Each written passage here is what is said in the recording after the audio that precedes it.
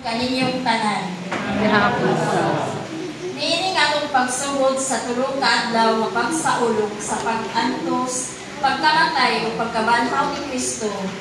Nagatibong kita karong hapuna aron sa pagpalab-as sa atong palumduman sa katapusang gabi.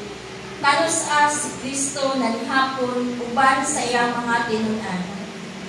Atol sa pagsaulog sa pangilin sa pagsaylo sa mga Hudyo, ihatag ni Jesus dinhi kanato sa iyang lawas ug dugo timaan sa bagong katawhan.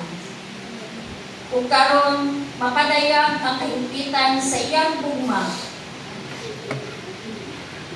Ihatag niya kanato ang bagong sugo sa bugma. Ang bugma nga nag-auhag kanato sa pag-alagad sa atong isig katawon.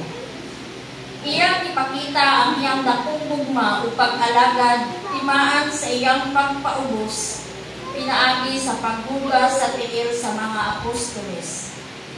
Puno karon sa tinuha sa kasing-kasing ug mapaubsanong pag-alagad alang sa kagawasan ug kaluwasan. Sa ulubon nato karon kining handrimanan. Kauban sa atong kaabag Efren Nirisora, palihog manindog alang sa pasiunan. Amen.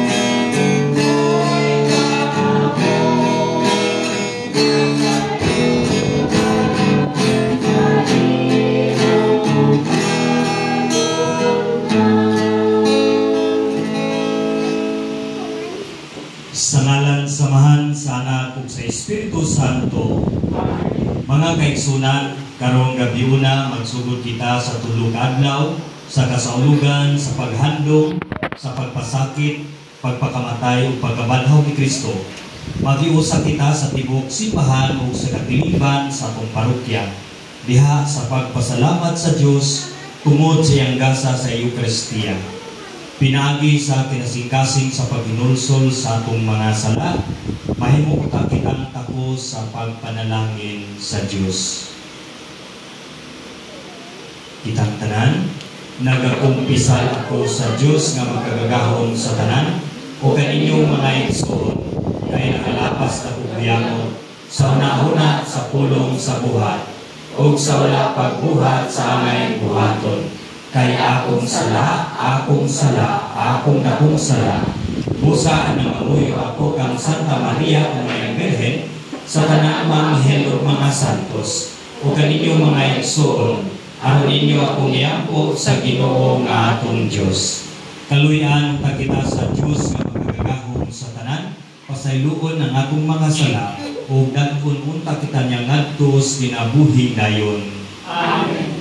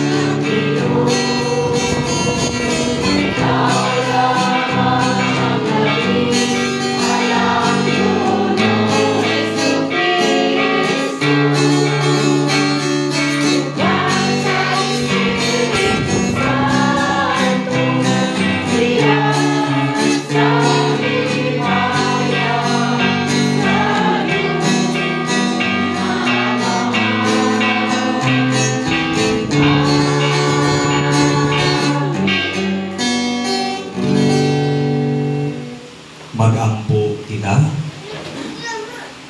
Mahigugmaong amahan, ang imong anak na si Kristo, yan ang gabi sa wala pa siya mamatay. Mihugas sa mga tiil sa iyang mga tinunan.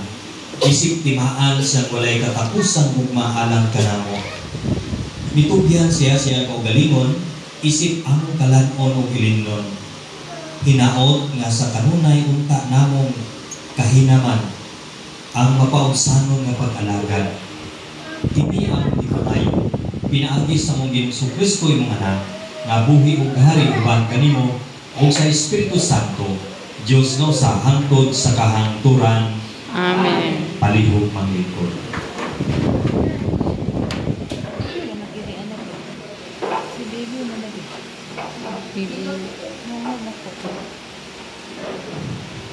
Ang class?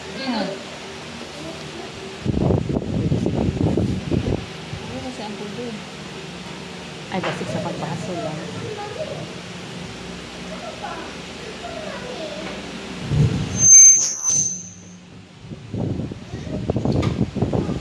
Pinudlo gikan sa basahon sa Exodo. Ay, nakabraw. Ang Ginoo miingon ka Moises ug kang aaron dito sa Ehipto. Kining bulan na mao ang unang bulan sa tuig alang kaninyo. Ipahibalo sa tibuok tundok sa Israel nga sa ikanapulo nga adlaw niining bulana kinahanglan magpili ang kada tawo og nating karnero o nating kanding alang sa iyang pamilya.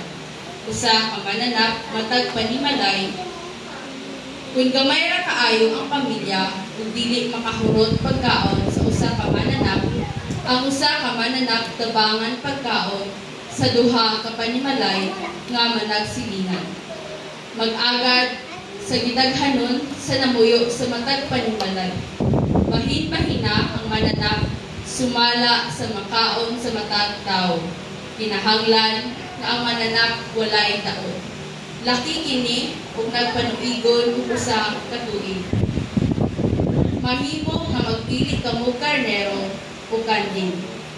Labi nga kini hangtod sa ika-14 ka adlaw sa bulan nga maoy panahon nga ang tibuok Israel mag-ihaw mga mananap pagka-gabi.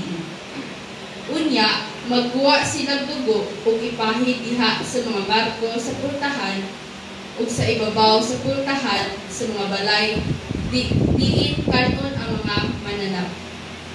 Niadtong gabiuna aslon ang mananap ug kanon uban sa pan nga walay patubo ug sa mga utanon nga pait. Tingnan niini ninyo pagkaon. Magbakos kamo, magsulob sa inyong sandalyas ug magkupot sa inyong sungkod ug dalian ninyo pagkaon. Mao kini ang kasaulugan sa pagsaylo sa Ginoo. Niadtong gabiuna suruyon ko ang Ehipto ug pamatyon ang kamahulangang anak lalaki sa mga tao ug ang mga panganay nga laki sa mga mananap. Kastiguhon ko ang tanang Dios sa Ehipto. Ako ang Ginoo. Ang dugo maoy inhanan sa mga balay nga inyong gipuy-an. Ini kakita ko sa dugo, sa iluan ko kamo ug walay kadaot nga moabot kaninyo ini kastigo ko sa Ehipto. Kini adlaw mahimong halangdumon alang kaninyo. Sa ulugan ninyo kini ug sa tanan ninyong kaliwatan ingon nga permanenteng pangilin alang sa Ginoo. Ang pulong sa Ginoo. Salamat sa Diyos.